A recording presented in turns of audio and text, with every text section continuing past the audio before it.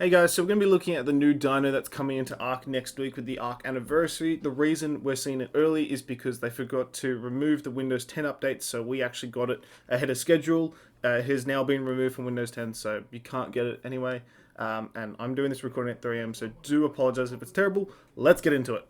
Alright, so let's talk about how to tame this guy. So how to actually tame them, you've got to passive tame them, but they're not like normal passive tames, because you actually need to chain bowler them before you can actually passive tame them at all. So we're going to get into this, and we're going to go chain bowler this one.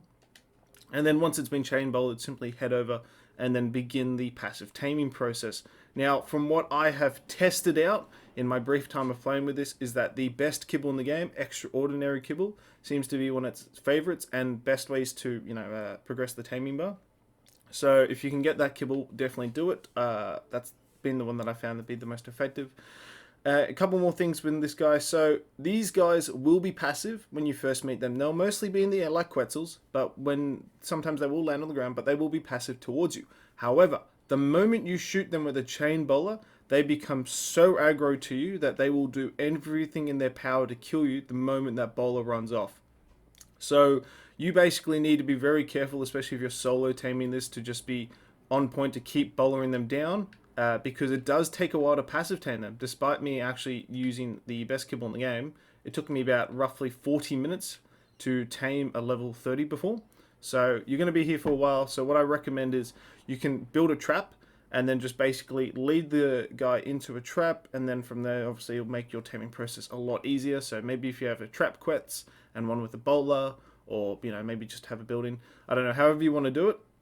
But I definitely recommend it that way because this guy is a bit annoying to tame like that. Alright, so on the screen right now is the saddle for our new friend. So as you can see, it unlocks at rank 65, and you'll require 21 engram points to order to purchase it. And then from there, you'll go ahead and craft in the fabricator. Now, I have gone ahead and spawned a few rarities of this thing, so from Prim all the way up to Ascendant. And what I've noticed is between all the different rarities, the only thing that changes is obviously the crafting cost, but the weapon damage as well. So with my Ascendant saddles, the highest damage I have seen is 390. The armor seems to stay the same, but yeah, the only thing that seems to change is damage and crafting requirements. Aside from that, it is just the same old, same old. To do breeding, simply quite easy. Just get a male and a female together, enable the mating. Now my female is boosted, hence her speed mating right now. But once this is done, we'll go ahead and grab the egg. There we are, perfecto, grab the egg. Now head over to some aircons. You need at least 5 aircons from my experience.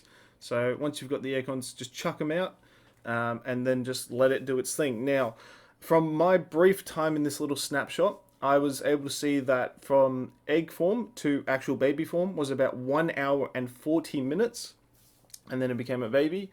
And then after that, I went ahead and did my first imprint. So after 8 hours, I did the first imprint, and that gave me 17% on the imprint. Now, going off that and doing a bunch of math, I've come to the conclusion that it will take about 47 hours unofficial to get a max imprint on this guy, because if you get 17% every 8 hours, do all the math. So that's about 47 hours in total, and I would assume that it would be fully matured shortly after its adulthood. So this guy will take at least 2 days. Alright, so going off the uniquefulness of this creature or utility, basically it seems like you actually don't need a saddle to ride this guy, which I find is a bit weird. Now, I'm not sure if this is bugging out or if this is actually how it's supposed to be, but it looks like you actually don't need a saddle to ride this guy, which is pretty cool. Whether or not that changed in official release, we'll find out. However, to use the weapon and the jet mode, you will need a saddle. So we're going to go ahead and give him a saddle. Now, in terms of what he shoots, he only shoots normal grenades, so you're going to need them, and he's going to need gas for the jet, so keep that in mind.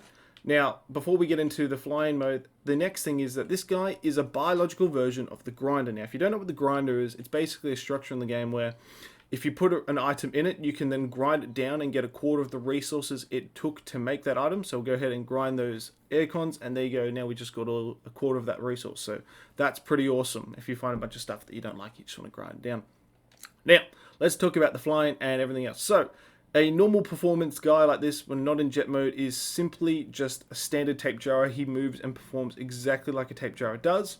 However, the moment you hold right stick down, it will actually go ahead and activate jet mode, basic jet mode by the way. This is its first level, and then if you push on the forward on the left stick, it will go a bit faster. Now, here's the interesting part. If you actually go ahead and toggle left stick, it's actually going to go into super jet mode, which is actually pretty awesome. He'll go even faster. But it's important to note that in this form, he will use more gasoline than if he wasn't in the super jet mode. As well as if you hit now right stick while you are flying, you will do this cool like invasive maneuver thing and get really fast for like a brief second. So that's pretty cool. He can do that once, but he can only do that when he's in jet form. And then in terms of shooting stuff, obviously I mentioned he can only shoot grenades, but he can only shoot when he's in jet form. So now that we're flying, by hitting the left trigger, I can actually go ahead and start raining down hellfire on people, which is pretty awesome. Alright, so just before we finish up, on the screen right now is going to be the admin commands to spawn in all the stuff related to the new dino, so that'll help you guys out. But I also want to show you that this guy actually got a chibi, which I would assume is going to be in the event next week when it officially releases. So there you go, that's the little beautiful new guy that's going to be joining our crew very soon. With that being said, ladies and gentlemen, thank you so much for watching. I do again apologize for the quality of this video. I did record at 3 AM in the morning, and unfortunately now that it has been removed until next week, I can't do any re-records. So thank you. I will do an update guide though when he is officially released if anything changes. All the best.